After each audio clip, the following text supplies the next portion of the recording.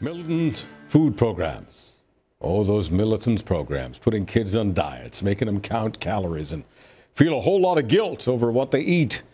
The obsessive, progressive way of battling childhood obesity has generated a lot of unintended consequences, making kids obsess about what they eat.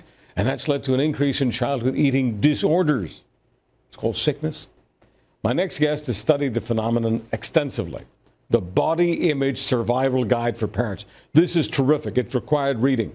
And it's written by the great Marci Warhaft Nadler. Marci, thanks for revisiting with us. Thanks for having me.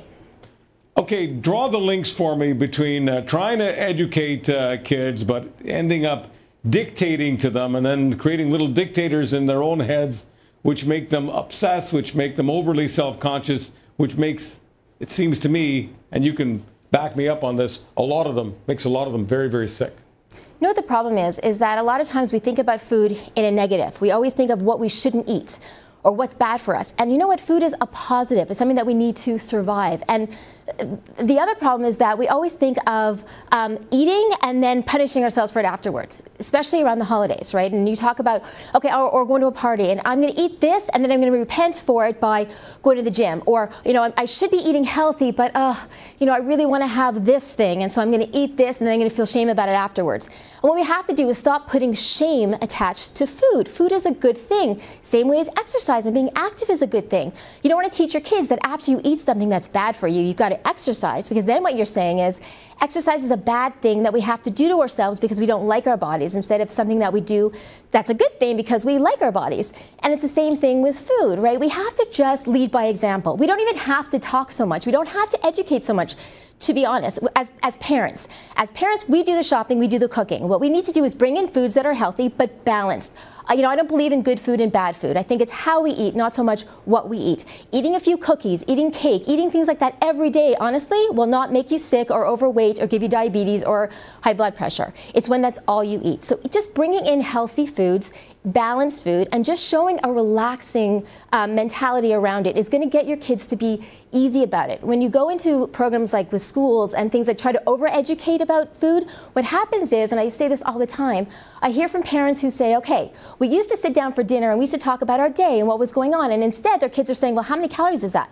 How much fat is in that I'm eating? And it's become a fear around food instead of just eating because it tastes good and it gives you energy.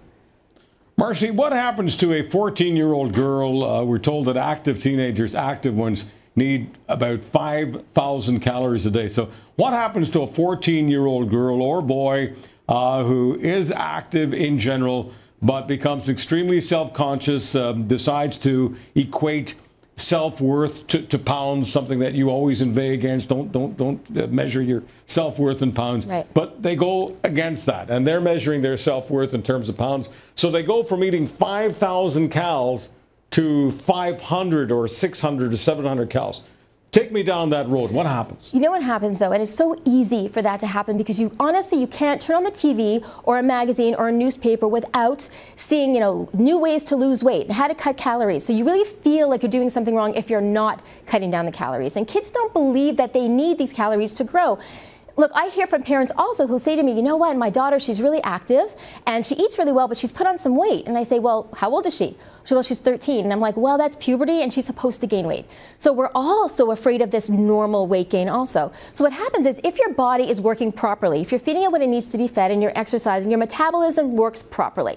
Now, it's like a machine. Your body's a machine. If you're treating it well, it's going to work right. If they start cutting down the calories, what's going to happen is their metabolism slows down.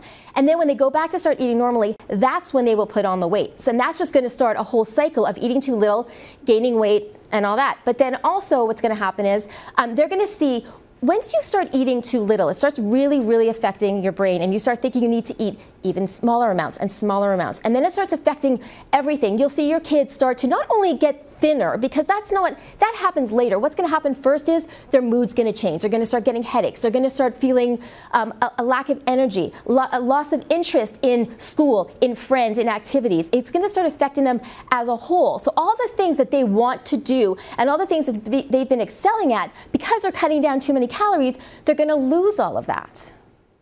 Marci, we're looking forward to your book in the new year. Thank you so much for this. Thank you so much for having me.